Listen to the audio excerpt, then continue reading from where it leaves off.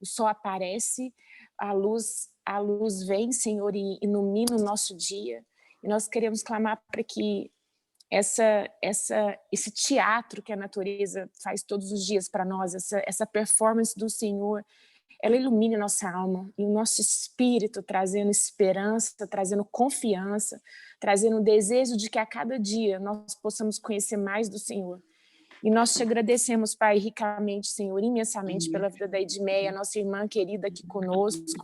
É um prazer, é um privilégio nós poder sermos alimentados por aquilo que o Senhor já depositou na vida dela. E a nossa oração é também que, de alguma forma, a gente a alimente daquilo que o Senhor já nos deu. E que ela saiba que ela pertence a uma família enorme, que em qualquer momento ela pode contar com essa família goiana. Muito obrigado, Deus, por esse privilégio, em nome de Jesus. Amém. Amém. Amém. Então, como é? Agora eu posso entrar? Sim. Alô? Posso Sim. entrar? A palavra é toda sua, Edmê. Está todo mundo me ouvindo. Então, minhas irmãs, graça e paz, tudo bem por hoje? Vamos hoje começar no capítulo 9. E aqui nós vamos ver o pregador focalizar temas que estão acima do sol, assuntos que todo crente deve saber. Mas eu vou ler do versículo 1 até o 6º, onde está escrito assim: deveras me apliquei a todas essas coisas para claramente entender tudo isto, que os justos e os sábios e os seus feitos estão nas mãos de Deus. E se é amor ou se é ódio que está à sua espera, não o sabe o homem. Tudo lhe está oculto no futuro.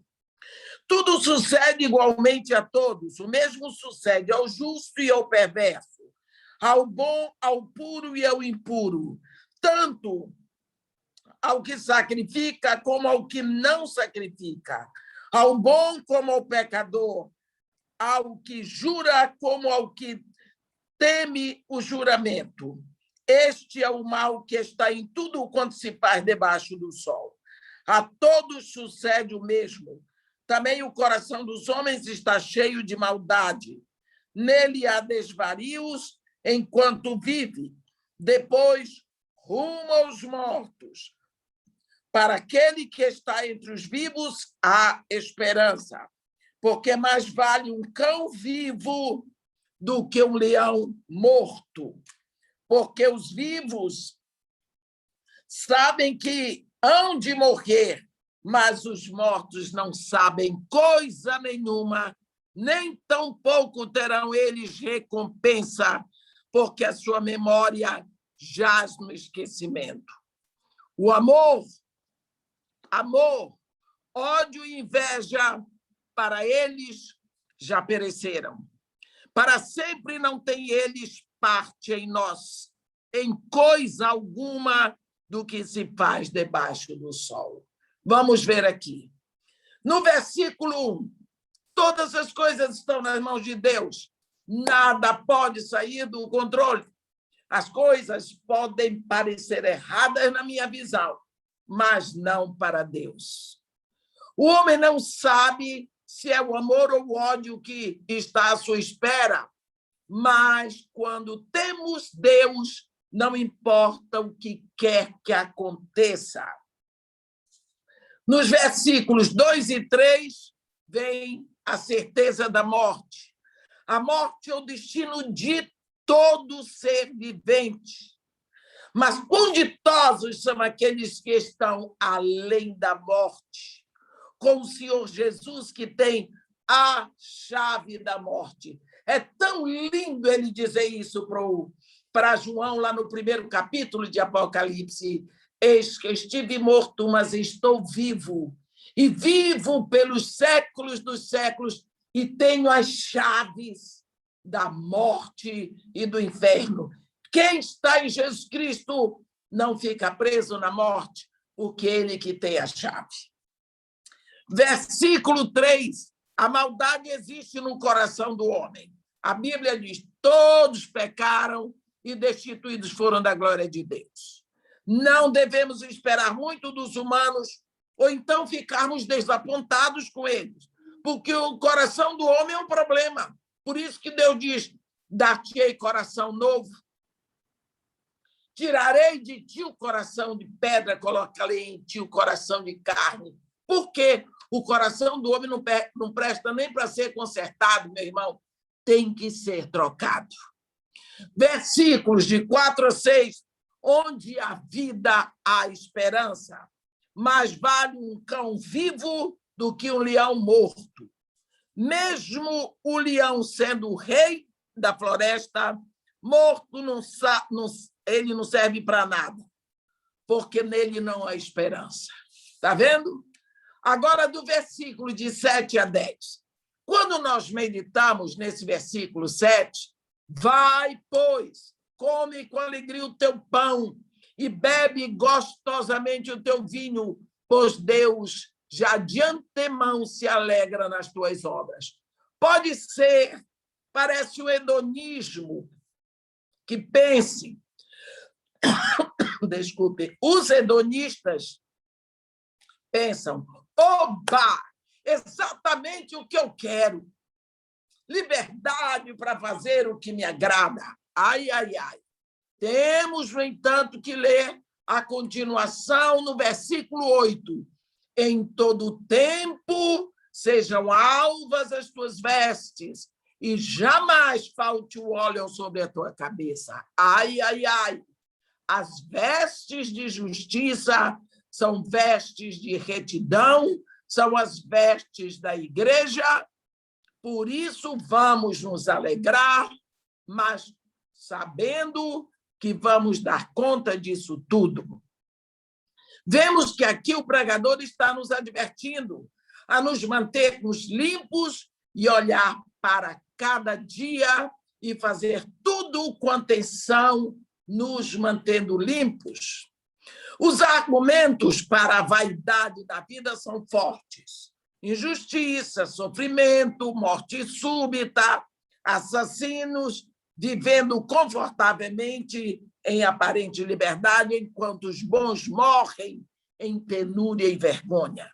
Lógico que não há explicação para esses acontecimentos, mas quando nós meditamos e nós refletimos sobre isso, o nosso coração bate mais forte, com a certeza de que gastaremos a eternidade com Deus, e é só por isso que nós vamos comendo a nossa comida com alegria e bebendo com o coração jubiloso. Versículo 9. Maridos, aproveitem a vida com sua esposa. Nós notamos que aqui é para se alegrar, não é para aguentar. Se você tem esposa, ame-a e se divirta. Não espere até a aposentadoria para aproveitar a vida. Você está casado? Pergunte a si mesmo: será que eu sou uma pessoa de convívio agradável? Será que eu sou um peso? Aí vem o versículo 10. A única coisa a que algumas pessoas realmente se entregam é a cama. Cansados, quebrados. Alegremos todos nós no Senhor e em nós mesmos. A morte para as pessoas do Antigo Testamento era um mistério. Eles criam na vida após a morte, mas não sabiam a respeito da qualidade de vida e, por isso, a morte é sempre tomada do ponto de vista negativo. Só quando Cristo vem e vence a morte, nós podemos ver o que está além da morte. Se você não quer pensar o que está além, saiba que lá tem a pessoa que, de tanto lhe amar, morreu para você. Por você. Quando você sai desse corpo, aqueles braços, aquele sorriso, aquela coisa gostosa, aquela coisa boa, ou o abraço bom. Não é? Do versículo 7 ao 10, não, desse capítulo 9, aqui, do versículo 7 a 10, nós temos um lado da moeda. Mas, a partir do versículo 11, vem o outro lado. Vemos que não devemos exagerar quando nós decidimos aproveitar a vida.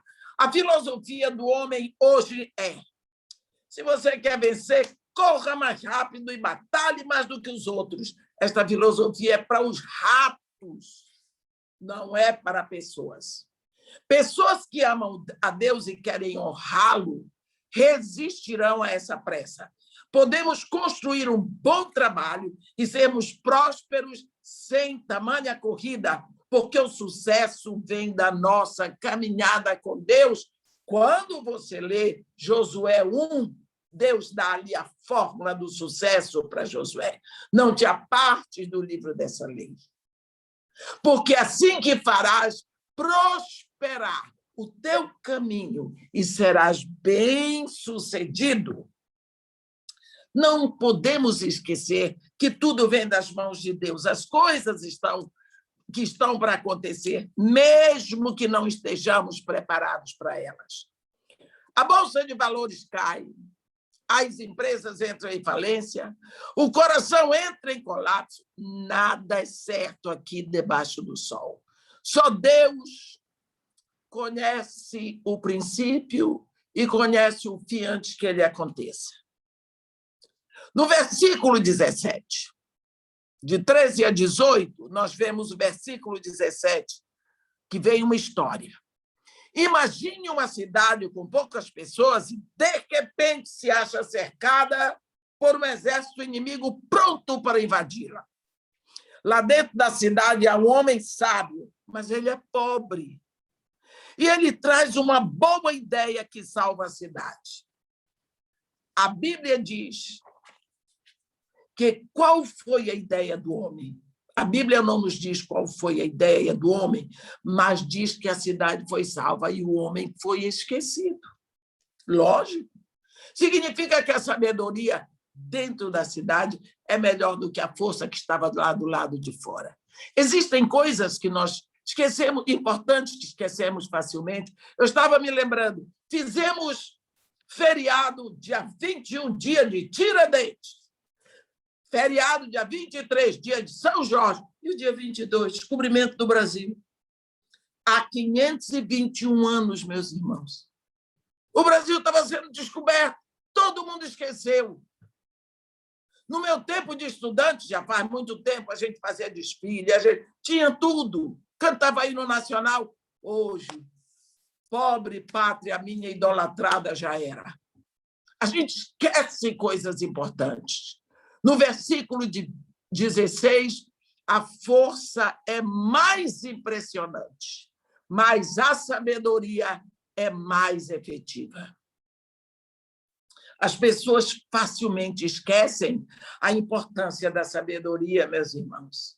A visão do mundo é esta: seja forte, seja brilhante, seja inteligente, seja competitivo, tome vantagem das pessoas antes que elas tomem vantagem sobre você. Viva na defensiva. Quando os problemas surgem, as pessoas esperam pela palavra de sabedoria. E quando o problema é resolvido, eles esquecem o conselho sábio e tornam a viver do mesmo jeito. Neste exato momento, os casamentos se dissolvem e a moral sob ameaça de desaparecer. Temos um livro chamado Bíblia, que contém a sabedoria que o mundo precisa. Precisamos usá-lo. Pode ser que as pessoas nos deem atenção ou não, mas a palavra tem que ser pregada e então virá o fim. Isso é profecia do Senhor Jesus Cristo. Amém? Então, agora, nós vamos buscar o que está escrito no capítulo 10 de Apocalipse. E eu vou ler de 10, do primeiro capítulo, primeiro versículo, até o 20º, não é? Capítulo 10, eu vou ler de 1 a 20. Qual a mosca morta faz o unguento do perfumador exalar mau cheiro, Assim é para a sabedoria e a honra um pouco de estultícia. O coração do sábio se inclina para o lado direito, mas o do estulto para o lado esquerdo. Quando o tolo vai pelo caminho, falta-lhe o entendimento, e assim a todos mostra que é estulto. Levantando-se contra ti a indignação do governador, não deixes o teu lugar, porque o ânimo sereno acalma grandes ofensas. Ainda o mal que vi debaixo do sol, erro que procede do governador e o tolo posto em grandes alturas, mas os ricos assentados em lugar baixo. Que negócio que a gente lembra da história do Brasil, história recente, nós vimos isso, né? Mas, versículo 7, vi servos a cavalo e príncipes andando a pé como servos sobre a terra. Quem abre uma cova, nela cairá, e quem rompe o muro mordê-lo-á uma cobra. Quem arranca pedras será maltratado por elas, e o que racha a lenha expõe-se ao perigo. Se o ferro está embotado e não se lhe afia o corte, é preciso redobrar a força. Mas a sabedoria resolve com bom êxito. Se a cobra morder antes de estar encantada, não há vantagem no encantador. Nas palavras do sábio há favor, mas ao tolo os seus lábios devoram. As primeiras palavras da boca do tolo são estultícia e as últimas loucura perversa. O estulto multiplica as palavras, ainda que o homem não sabe o que sucederá. E quem lhe manifestará o que será depois dela? O trabalho do tolo o fatiga, mas nem sabe ir à cidade. Ai de ti, ó terra, cujo rei é criança e cujos príncipes se banqueteiam já pela manhã. Ditosa tu, ó terra, cujo rei é filho de nobres e cujos príncipes se sentam à mesa a seu tempo para refazerem as forças e não para bebedice. Pela muita preguiça desaba o teto e pela frouxidão das mãos goteja a casa.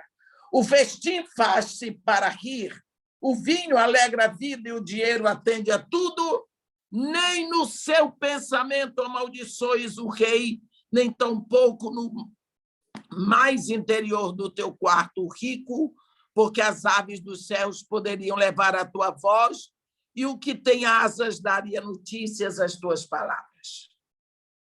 Qual a mosca morta faz o unguento do perfumador exalar o mau cheiro, assim é para a sabedoria e a honra um pouco de estultícia.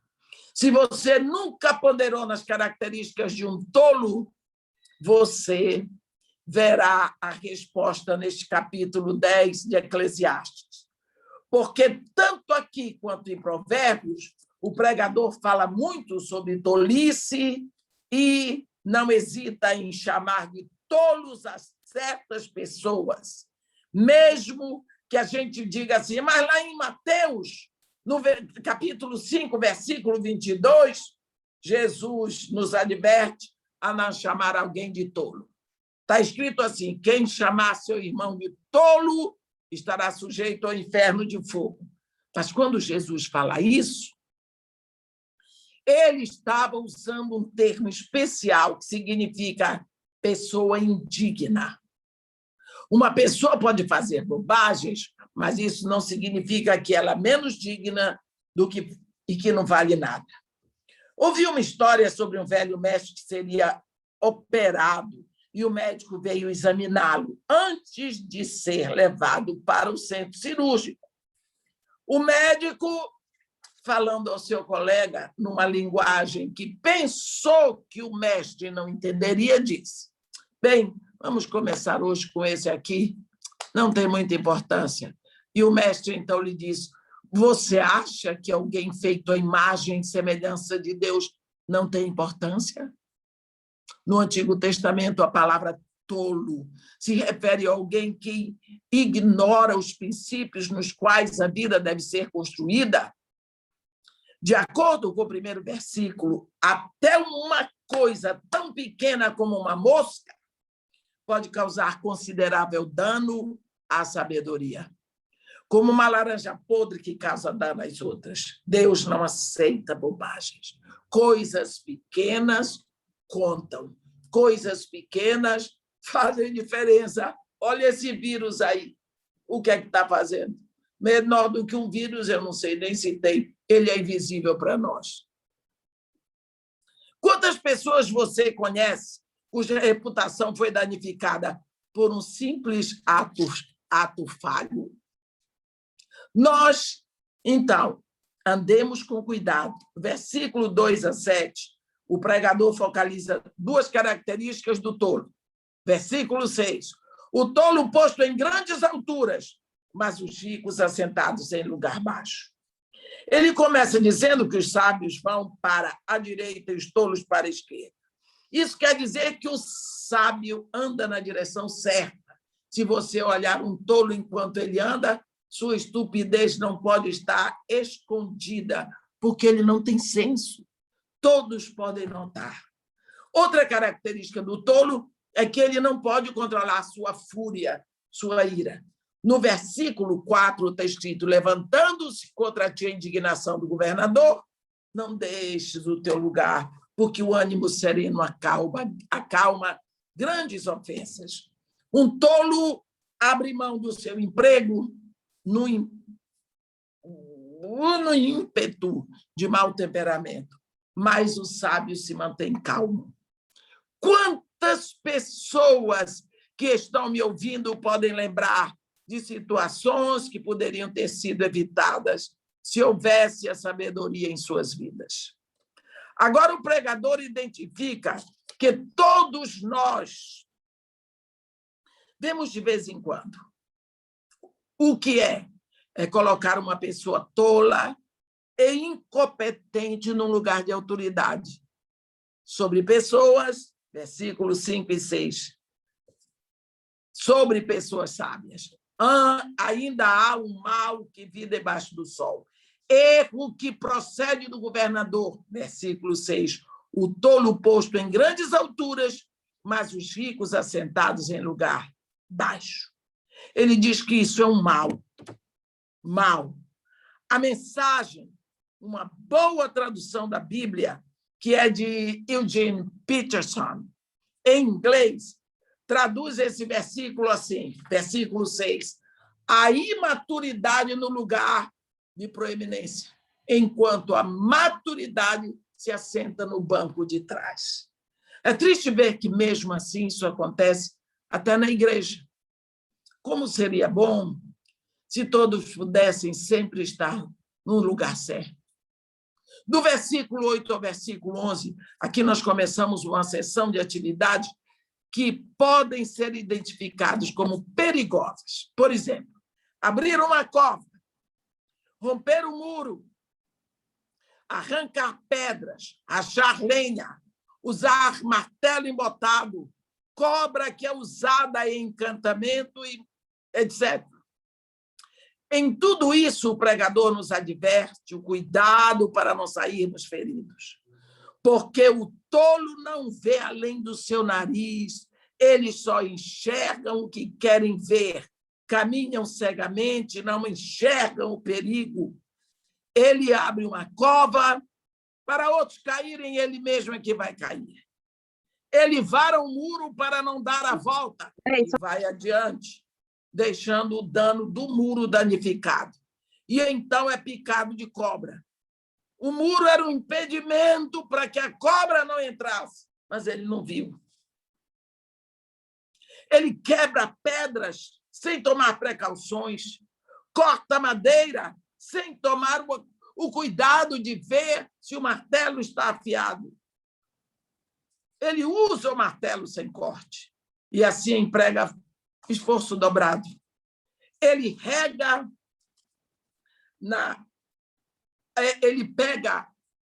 ele rega um jardim antes de ter ligado a torneira. Ele pega numa cobra antes dela estar encantada. Isso significa que nele não há sabedoria. No versículos de 12 a 15, no versículo 13 tem assim, as primeiras palavras Da boca do tolo são estultícia e as últimas loucura perversa, misericórdia. Aí vem a pergunta. O que projetou mais dano na história da humanidade?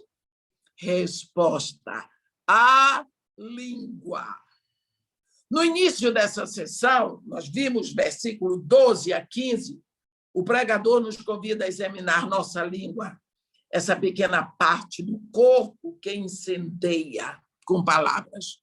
Enquanto as palavras do sábio são graciosas, cheias de favor, as do tolo devoram.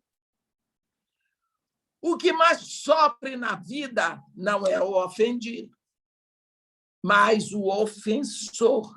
Essa palavra devorar, no versículo 12, é muito forte.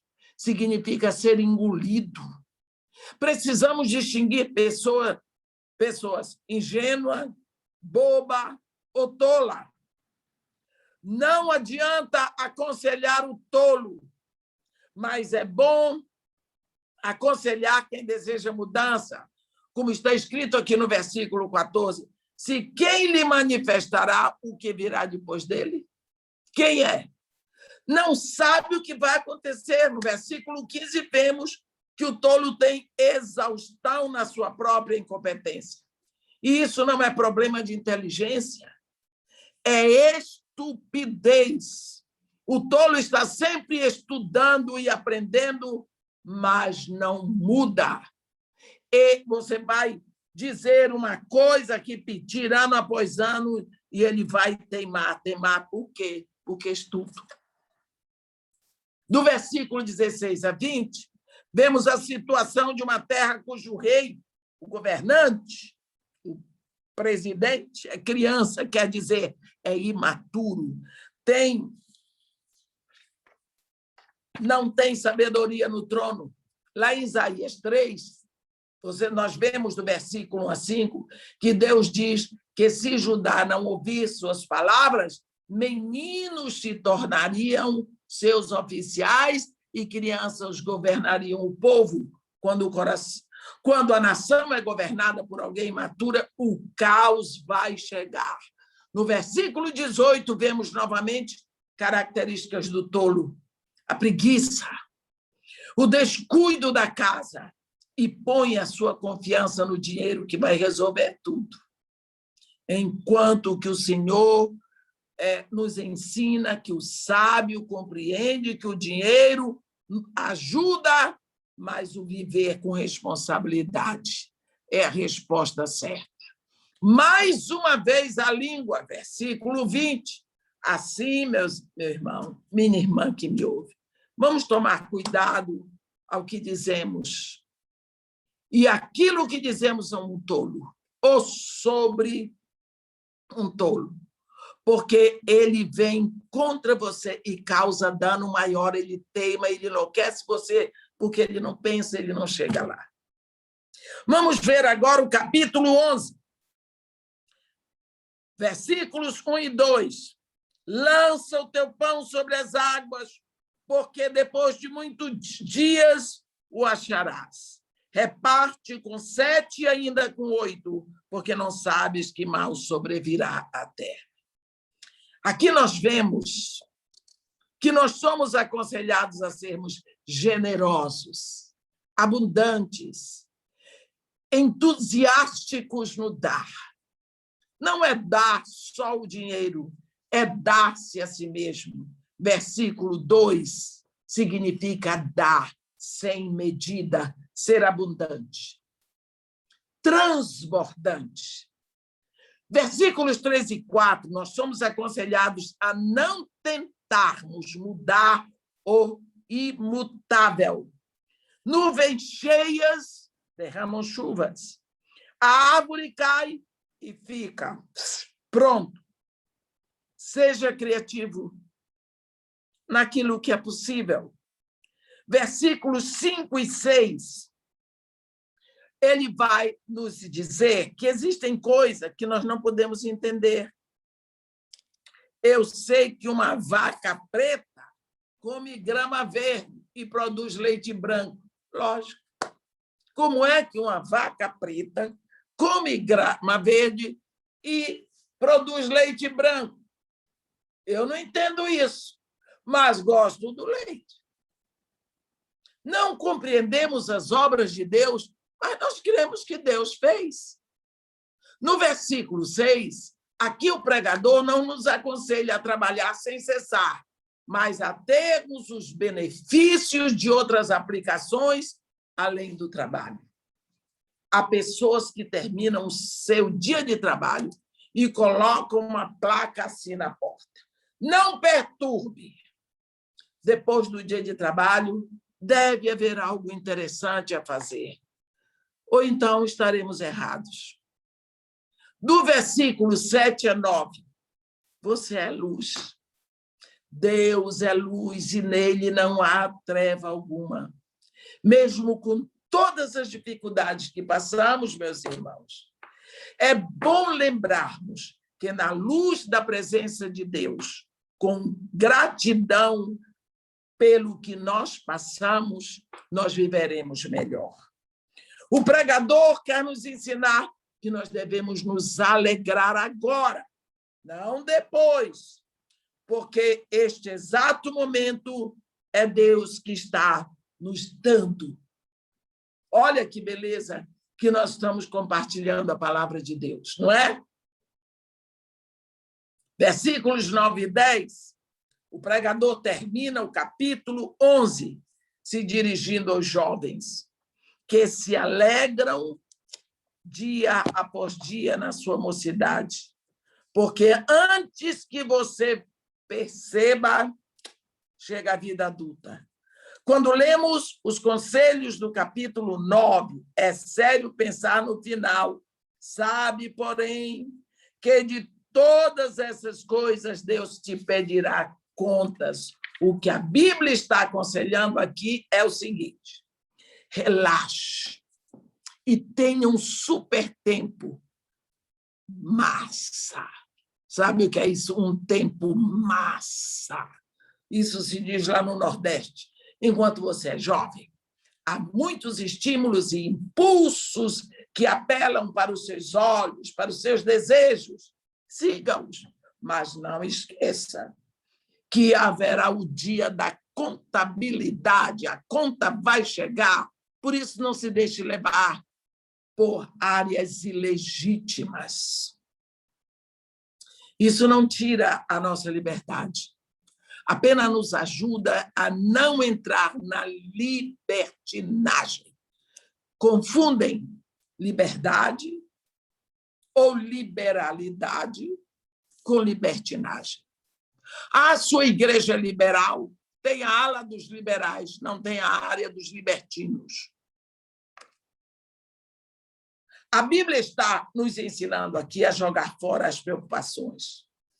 Mas evite aquelas coisas que trarão dor futuramente, como excesso de álcool, excesso de fumo, drogas, sexo ilegítimo, por aí adiante. Lembre-se, jovem, você é jovem uma vez na vida, viu? Eu sei disso, e como sei. Fique de mãos dadas com Deus, e você terá o melhor da sua juventude, como Jesus, que a Bíblia diz que ele crescia em sabedoria, estatura e graça diante de Deus e diante dos homens. Ele crescia sem se tornar um perdido. É tão bom nós olharmos essas coisas, e agora nós entramos no capítulo 12, e o capítulo 12 nos leva a pensar em coisas que nós não gostamos. Eclesiastes 12, versículo 1. Lembra-te do teu Criador nos dias da tua mocidade, antes que venham os maus dias e cheguem os anos dos quais dirás: não tenho nenhum prazer. Eu queria, neste momento, pedir às irmãs um momento só para eu ligar o ventilador, que eu esqueci.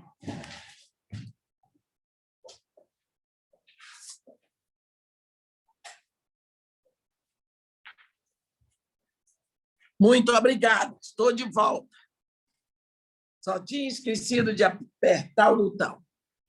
Lembra-te do teu Criador nos dias da tua mocidade, antes que venham os maus dias e cheguem os anos dos quais dirás: não tenho nenhum prazer. Ah, que coisa boa! Eu gosto de bater palma para esse versículo. Eu gosto de bater palma para o capítulo 12, porque até que, enfim, o pregador nos traz aquilo que nos leva ao único que dá sentido à vida, Deus. Como um bom pregador, Salomão guardou o melhor para o final, esse capítulo 12. E também muitas pessoas gostam de tentar satisfazer sua sede em tudo, menos em Deus. Além do mais, quando só nos encontramos com Deus depois da juventude, não é? Os erros cometidos antes, lógico, são perdoados, mas haverá tanta dor para colher. Olha a lei da semeadura e da colheita. Se divertiu, encontra com Jesus, se arrepende, que coisa, que momento bom. Os pecados estão perdoados, mas há colheita do que fez. Lembra do ladrãozinho lá na cruz? Aprontou que a gente não sabe. Se arrependeu ali, Jesus disse: hoje estarás comigo no paraíso. Mas Jesus não disse: hoje está tudo pronto, então sai da cruz. Não, morreu, ficou na cruz, ofegante até a morte. Jesus disse: vai morrer sim, porque você foi condenado à morte pelo que fez. Aquilo que o homem semear, isso também se fará. Muitas pessoas não entendem isso. Mas, irmã, aqueles pecados eu cometi na ignorância. Eu tive tanto filho fora do casamento que eu não conhecia Jesus, mas teve os filhos são seus. Mas eu matei, eu roubei, estava na ignorância. Jesus Cristo já me perdoou, mas você tem que ir preso. Pronto. Podemos servir a Deus quando velhos, sim, mas é melhor começar na juventude com todo o nosso vigor. Versículo 2 do capítulo 12 fala sobre a idade mental. O sol é a luz que aqui são símbolos da claridade e energia.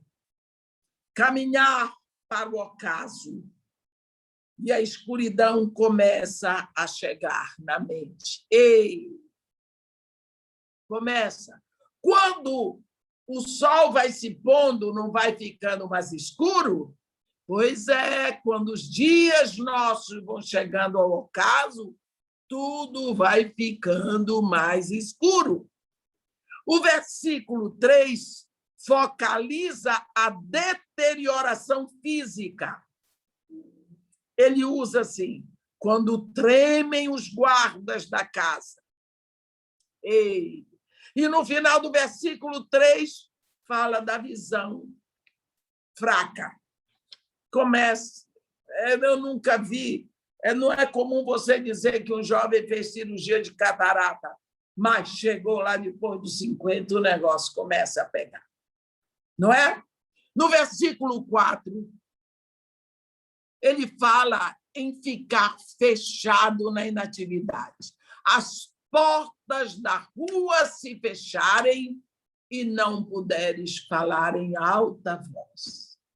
Está vendo? Começa a ficar tudo enfraquecido. Ainda o pregador nos lembra que até dormir se torna difícil para aqueles que estão velhos, porque sempre acordarão cedo com as aves. Porque as aves não acordam cedo, pois velho, haja vista fila de supermercado. O supermercado vai abrir 7h30. 7h30, fila de velho está lá. O banco agora abre às 9 horas para os velhos, a fila do velho está lá. 8h15. Se for época de pagamento, então pode 8 horas. Porque tem velho na fila. Eles estão sempre na frente. Porque eles acordam cedo e ainda reclamam. Olha, o grande problema é aqui. Eles se acordarão cedo como as aves, mas, infelizmente, muitos ficam surdos e nem o canto das aves eles podem ouvir. É insônia e surdez. Sabemos, logicamente, que hoje nós temos aparelhos para surdez, tem remédio para dormir, mas aqui ele está falando das coisas naturais.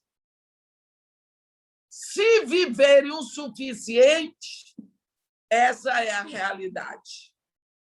De qualquer forma, ninguém quer morrer cedo, mas ninguém quer ficar velho. Como é que vai acontecer?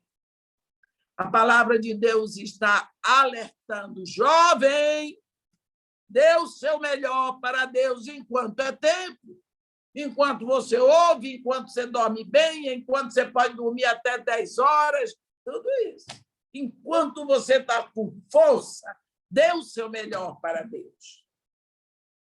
Do versículo 5 ao versículo 8, nós devemos lembrar que a habilidade de enfrentar a realidade é uma das melhores evidências de uma boa saúde mental. Na velhice, não temos que habitar nos fatos que envolvem a velhice, mas, mesmo assim, temos que enfrentá-los. E isso é o que o pregador nos lembra nos versículos de 5 a 8. Aqui ele nos traz 4 características da idade. Medo, primeiro, versículo 5. Medo de lugares altos e de lugares confusos, cheios de gente. A impaciência com muito barulho e agitação. O velho foge disso. Segundo, o aparecimento dos cabelos brancos, versículo 5. Você vai ficando grisalho. E aí vem a luta com a tinta. Vamos pintar o cabelo. Pinta, mas depois ele nasce branco, você pinta de novo. E ele nasce branco, você pinta de novo. Por isso que eu nunca pintei. É uma luta contra o inevitável. O pregador compara com o florescer da amendoeira. Isso nos mostra ainda o florescimento na velhice. A amendoeira dá flores brancas. Ele diz, é branco, mas está nascendo. Porque na velhice ainda dão frutos. Outra característica é a dificuldade no andar. Versículo 5. E o gafanhoto te for um peso. Tudo fica muito pesado. Essa figura no versículo 5 nos mostra quase que bengalas que ajudam os idosos na caminhada. Chamam a terceira perna. Não é? Bengalas, dificuldade de andar, já não se pula mais, já não se marcha, já não se fazem grandes caminhadas. E isso é velhice. Se você cuidou da sua saúde como devia, ainda, se você não cuidou, ainda vai ser mais difícil. E tem a quarta característica, que é e te perecer o apetite.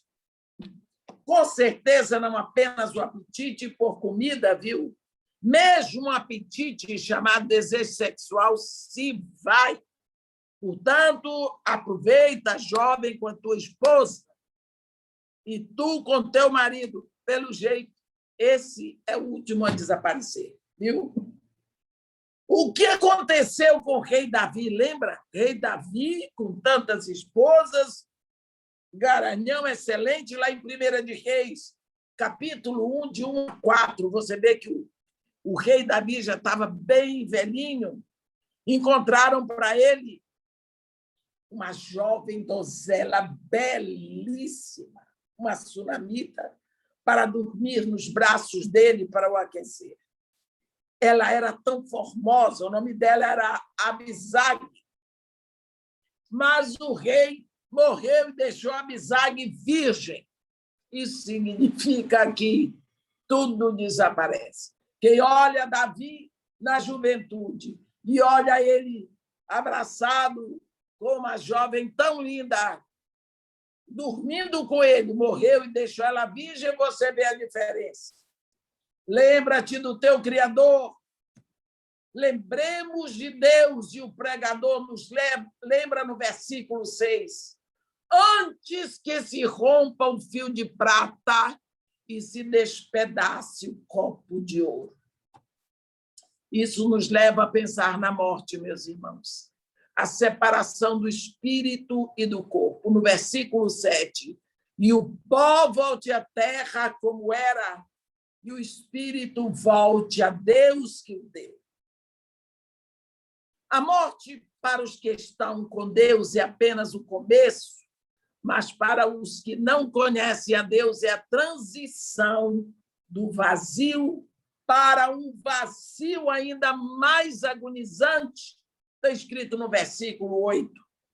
Aqueles que sabem como viver, sabem como morrer. Nos versículos 9 e 10, nesses últimos versículos, o pregador nos traz uma breve autobiografia. São as reflexões e conclusões de um sábio estudioso.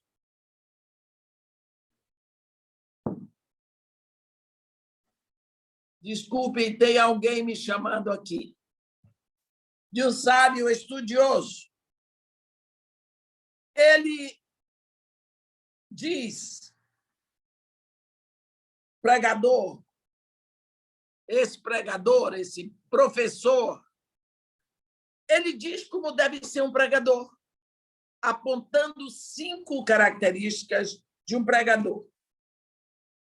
Primeiro, o pregador tem que ser sábio. E ele tira a sabedoria não dos seus anos de vida ou dos seus diplomas, mas da sua comunicação e da sua intimidade com Deus. Segundo, o pregador deve ensinar. Ele deve compartilhar o que ele sabe com os outros, ajudando o povo a compreender os princípios nos quais a santidade é construída. Sabe por quê, meu irmão?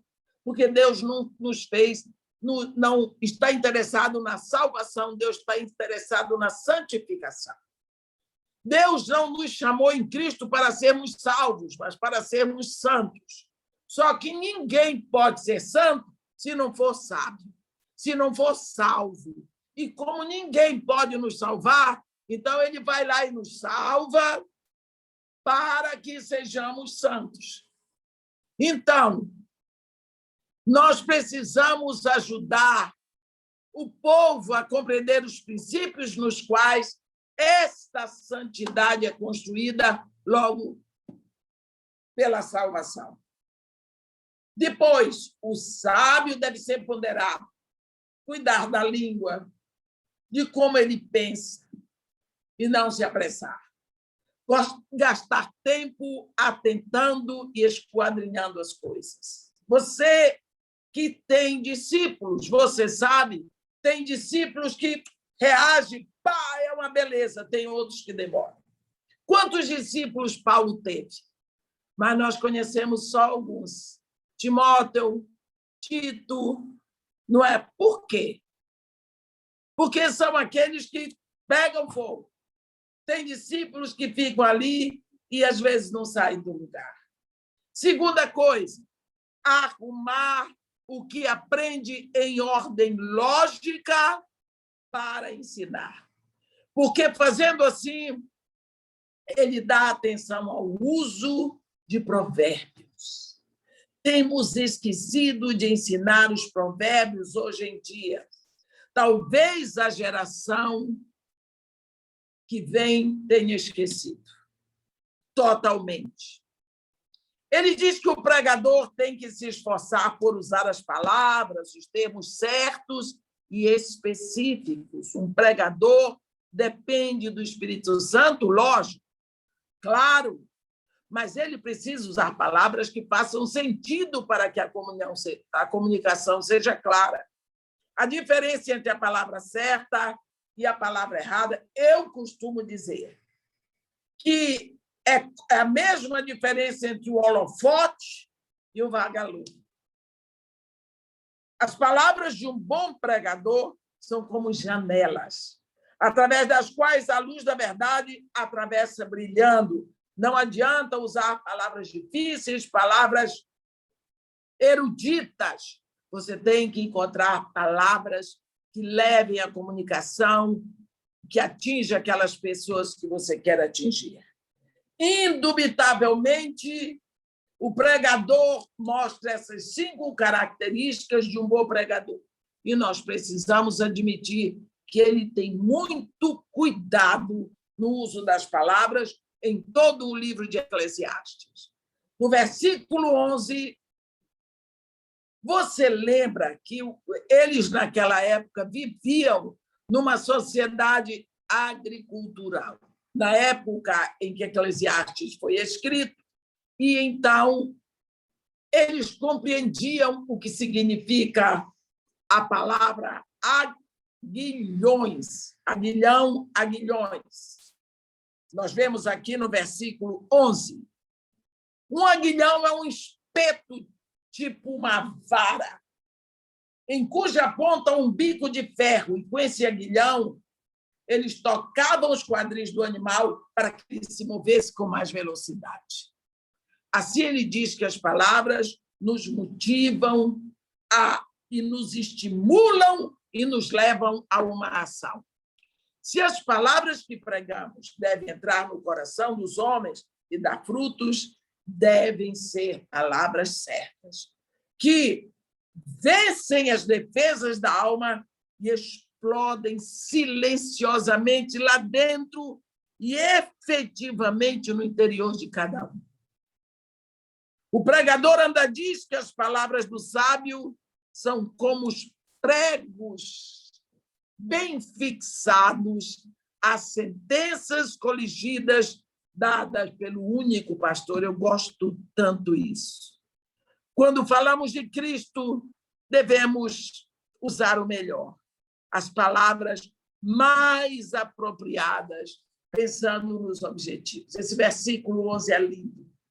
Aqui nós vemos no versículo 12 que somos aconselhados a não darmos mais atenção às palavras de estudo do que às palavras da Escritura. O problema dos livros é que você tem que ler muito para aprender pouco, o que não acontece quando você lê a Bíblia, como Paulo aconselha a Timóteo, lá em 2 Timóteo 3,16, toda a Escritura é inspirada por Deus e útil para o ensino, para a repreensão, para a correção, para a educação na justiça. As pessoas, às vezes, ligam para minha irmã. Eu queria que a senhora me desse uma lista de livros que eu devo ler. Eu digo, meu filho, leia de Gênesis a Apocalipse. Esses são os livros que eu tenho que aconselhar. Mas porque a senhora não escreve mais, eu disse que o povo tem 66 livros para ler na Bíblia e não lê. É isso. Aqui não está escrito que devemos desistir de outras leituras, não. Mas que a leitura da Bíblia deve ser a nossa prioridade. Eu confesso que eu li e estudei muito. Eu tenho hábito de leitura, tenho paixão por leitura, mas, na maioria das vezes, é só cansaço, sabe?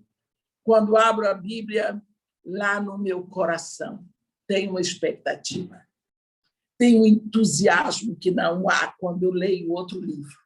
Quando eu leio a Bíblia, eu ouço a voz de quem falou. Quando eu vejo Jesus falando, eu posso dizer para você, eu acho que eu sei todas as frases que Jesus diz, porque eu vejo ele falando, eu me ponho no lugar de discípulo e vejo ele dizendo, ei, não se turbe o vosso coração. Crede em Deus, Acredita nele. Na casa de meu pai há muitas moradas.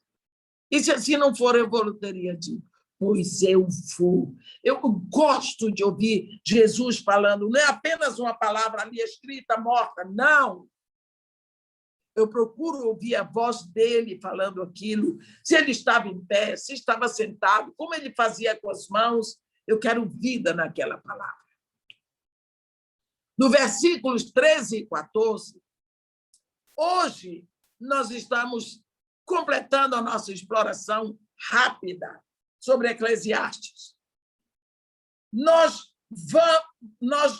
temos, assim, rapidamente viajado com o pregador por muitas vias, muitas reflexões.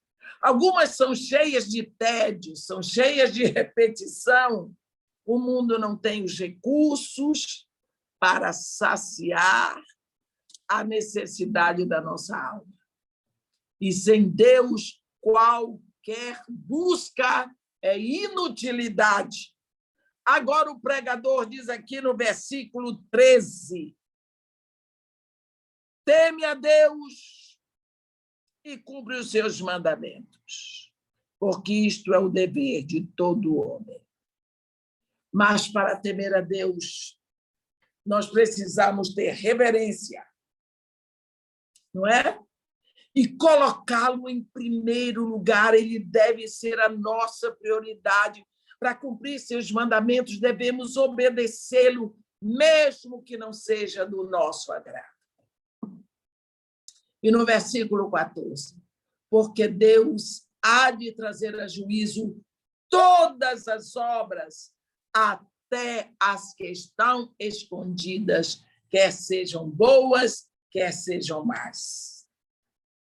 Por que será que o livro termina com esse ensinamento, com esse aviso?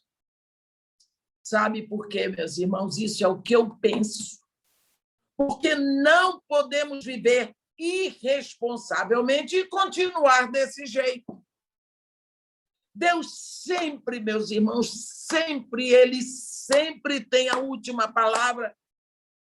Nós podemos dizer que a mensagem maior do livro de Eclesiastes é a seguinte: teme a Deus e serve-o, porque um dia estarás na sua presença.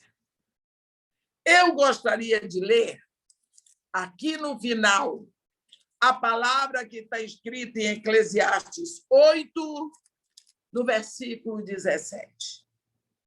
Então contemplei toda a obra de Deus e vi que o homem não pode compreender a obra que se faz debaixo do sol. Por mais que trabalhe o homem para a descobrir, não a entenderá. E ainda que diga o sábio que a virá a conhecer, nem por isso a poderá achar. Assim, nós andamos nessas vias, nesses caminhos que o pregador nos levou a pensar, e pelo menos nós sabemos que precisamos conhecer muita coisa, mas que muita coisa que fazemos é em vão, mas que nós somos filhos de Deus. E nós precisamos temê-lo. Amém? Que Deus nos abençoe e nos guarde. Que tenha valido para vocês, para todos nós, esses 3 dias que nós passamos. Me convidaram para pregar de uma vez só, mas eu não dou conta. Amém. Não dou conta. É muita coisa para mim, Raquel. Eu não tenho. Isso é um dom. Isso é um dom. Eu sei. Saber sintetizar é um dom que eu tenho uma dificuldade muito grande. Portanto, eu agradeço a vocês por esse tempo, por esse privilégio que vocês me deram de compartilhar Cantares e Eclesiastes com vocês. Eu estou sempre aqui, tenho um prazer imenso de compartilhar as coisas, de estar junto com vocês. Muito obrigada. Então, Edmeia, Nós queremos agradecer muito a você, realmente nós não temos palavras para agradecer, que o privilégio foi nosso, né? Como a gente falou, foi um presente de Deus para nós, né? Para cada um de nós. Eu creio que nós fomos muito abençoadas, todas nós, e a gente quer, sim, realmente que o Senhor continue te enchendo dessa sabedoria e que você continue compartilhando isso com a igreja do Senhor, né? Para que a gente possa caminhar para o nosso alvo. E realmente, até já falei, nós falamos com você que a gente só falta um livro para ser compartilhado do Antigo Testamento, que é Provérbios. Mas parece que você não quer compartilhar o Provérbios com a gente. Minha filha, se eu Eclesiastes, para fazer 12 capítulos, eu precisei de 3. Provérbios, eu vou ficar até o final do ano. Eu já corri disso. Não tem problema nenhum, né? Aí esse daí você pega o seu dom e faz ele. Eu já falei com a Denise. Pergunta para a Denise que foi que eu disse para ela, que eu tenho vergonha de dizer aqui para todo mundo ouvir. O que ela falou, Denise? Não, ela falou o seguinte, que quando Denise, você vai me entregar, Denise? Não, depois eu falo em particular, então. Tá. Vai ficar todo mundo curioso. Mas, eu escolhi as cartinhas menores. Fala, Denise, fala, Denise. Estou liberada para falar? Está liberada, está liberada. É uma notícia boa, gente. Quando a gente for fazer o panorama do Novo Testamento, ela já se dispôs a falar para a gente de Gálatas, Efésios, Filipenses, Colossenses e o que é assim, a especialidade dela, Apocalipse. Opa, que coisa boa! Então, porque são cartas pequenas. As cartas menores eu faço, porque aí eu posso fazer 1 ou 2 dias. Agora, Apocalipse, vocês vão me aguentar.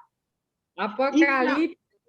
Então, Edmeia, mas Diga. aqui, a gente, na realidade, eu estou falando isso por mim, mas acredito que as irmãs também são livres. Mas a gente não tem um tempo assim determinado para terminar esse panorama, certo? Isso é um estudo que a gente está fazendo e a gente vai fazer assim, de acordo com o tempo que Deus nos der. Então, a gente fez esse panorama do Antigo Testamento assim nessa rapidez para a gente ter uma noção dessa parte da Bíblia que às vezes é mais complicado um pouquinho, porque às vezes nós lemos às vezes mais o Novo Testamento. Então, a gente não tem essa pressa assim, de fazer tudo num dia, num mês, num ano, a gente não tem essa pressa. Nós vamos caminhar na medida que o Senhor vai levando a gente, certo? Então, você não precisa ficar constrangido com relação a isso, porque realmente é como se a gente estivesse tendo assim, uma aula particular com você, e isso eu sei que é um privilégio, muita gente gostaria de ter isso, né? Então, eu gostaria que tivesse a liberdade mesmo. Então, eu já escolhi os livros para mim do Novo Testamento e, está fechado. Né? Mas só que o Novo Testamento tem mais livros, são 27, não são só esses, não. Mas é que eu sei, vocês têm outras pessoas também que compartilham, aí eu fico assim. Se vocês tiverem alguma dificuldade, falar comigo, que eu me preparo direitinho, tá? Ok, né? Então, a gente quer agradecer mesmo todo o nosso... Não agradeça nada, filha, porque todos nós somos devedores. Jesus Cristo é o nosso mestre, é sempre uma alegria. Como é que eu ia exercer meu ministério se ninguém me convida? Mas você tem muitos convites, né? E você privilegiou o nosso aqui, né? Mas Deus é bom. Então, irmãs, vamos orar. Eu vou pedir a Joyce para orar por nós, orar pela Edmeia, né? Que foi um tempo tão rico, tão maravilhoso. Na próxima sexta-feira, a gente vai fazer, então, um provérbio. Vai ser muito ruim, porque é muito ruim assim, porque a gente foi no ápice agora, né? E agora, em vez de ser mais ápice ainda, nós vamos... Não vai ser tão assim, né? Não vai ser a última palavra, não vai ser tão maravilhosa assim como poderia ser. Mas nós vamos terminar, então, se Deus permitir, na próxima sexta-feira, com o livro de Provérbios, irmã. Terminar o Antigo Testamento é uma alegria muito grande no nosso coração. Então, Joyce, você poderia orar para nós, por favor? E orar pela irmã também. Amém. Amém, Senhor. Eu quero te louvar, te agradecer, ó Deus, por esse tempo, né, que o Senhor colocou no nosso coração, nos despertou, né, para estar estudando juntas a tua palavra. Obrigada, Senhor, por nos despertar, obrigada por nos fazer entender a necessidade que temos de conhecer cada dia mais e mais da tua palavra. Amém. Pai, eu te agradeço também, Pai, pela vida da irmã Edmeia. Senhor, amém. Muito obrigada, é um privilégio muito grande ver e aprender a palavra do Senhor através dos olhos dela, né? Através do que ela entende. Meu Deus, que privilégio. O Senhor amém. Continue, Pai, aperfeiçoando a irmã Edmeia, levando ela mesma, ó Deus, para conduzir, né, a tua palavra, transmitir a tua palavra, ser instrumento do Senhor, Pai, na vida de outras irmãs, outros irmãos. Senhor, que o Senhor derrame sobre ela vigor, que o Senhor derrame sobre ela força, que o Senhor derrame sobre ela estratégias, que o Senhor derrame sobre ela, Deus, a alegria do Senhor, amém. Porque a palavra diz que a alegria do Senhor é a nossa força. Que ela possa, Deus, continuar, Pai, fazendo maravilhosamente, né, o que ela faz, que é compartilhar a tua palavra, que é ensinar, ó Deus, e é tão bom aprender com ela. Que amém. O que ela faz, Pai, seja multiplicado, ó Deus, que outras irmãs também se levantem, Pai, tenham ela mesmo como exemplo e se levantem para estudar a palavra do Senhor e aprender amém. Com o Senhor e compartilhar, né, multiplicar, ó Deus, dar frutos disso.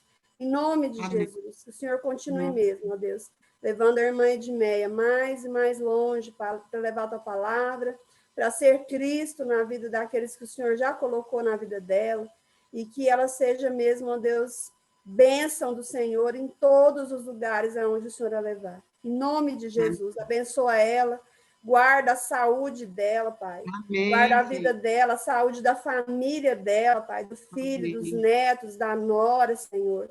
Dos filhos do coração, Senhor, dos filhos amém. Que o Senhor deu para ela, ó Deus, de coração, Pai.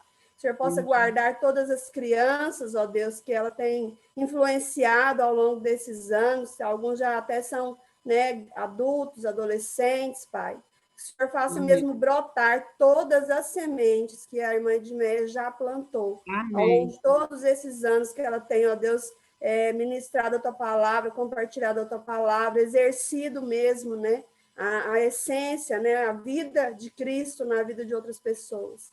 Em nome de Jesus, Pai, em nome de Jesus. Amém. Amém. Amém. Amém. Amém. Deus abençoe. Deus te abençoe. Beijo. Em nome de Estamos Jesus. por aqui. Muito obrigada, Edmeia. Foi uma alegria eu que ter agradeço, você. Querida.